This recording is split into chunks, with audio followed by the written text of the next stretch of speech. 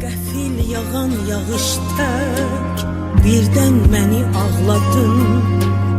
Həyatıma günəş tək birdən dolub parladın.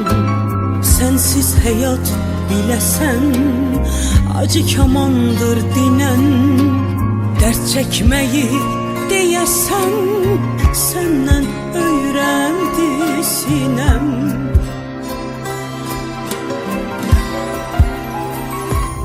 Məndən ötürü sevgilim sızıldayıb ağlama, çaya dönüb çağlama, dərdlə sinəm dağlama.